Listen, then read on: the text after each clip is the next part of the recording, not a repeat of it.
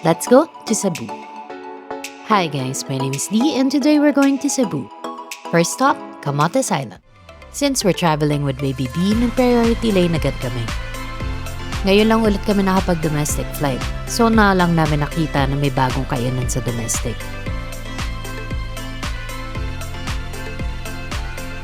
Meron rin silang hubs para sa laptops and charging. Good to since marami rin nag-work online, just like me. Baby B and Mr. M antok pa. Kuya G, nilalamig na daw siya. Boarding na. Buti na lang on time. Hello! First airplane ride ni Baby B. Buti na lang tulog sa flight.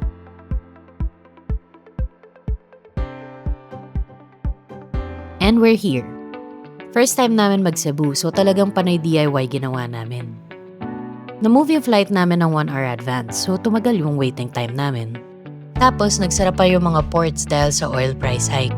Buti na lang di kami nakapag-book in advance. Pero kung original plan masusunod, 4:25 arrival, 7 a.m. ferry. From airport to port, 15 minutes lang sana. So we booked 2 green GSM taxis. Pwede nyo i-book pagdating, marami nag-iikot.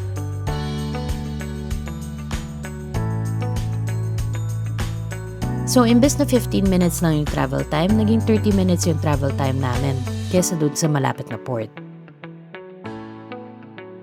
Since yung sa Liloan lang ang bukas, no choice kami.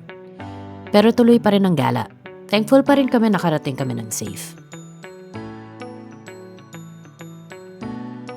So, we're here at Pier 88. We arrive around 7 a.m. So, nag-breakfast muna kami sa 7-Eleven and tumambay.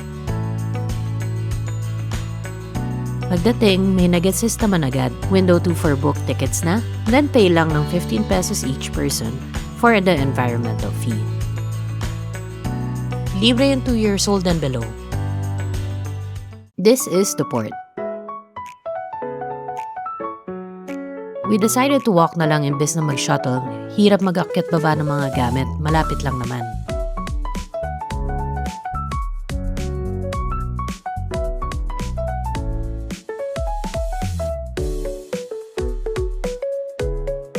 Diyan yung mga kotse, and sa taas mga pasahero. I suggest mauna kayo sa labas. Mapresko kasi sa loob mainit na. Yan na, umaandar na rin. Baby B nakatulog dahil sa hangin. Malamig rin kahit maaraw. Kuya G nag-e-enjoy sa view.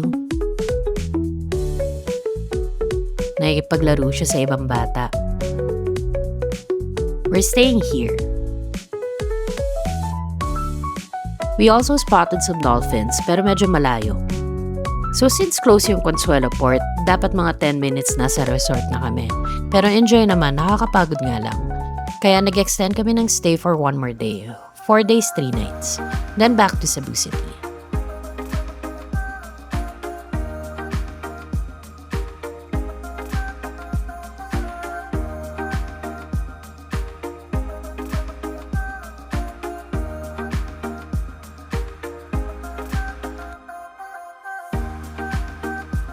We're here. Next, go around Camotes Island. Bye!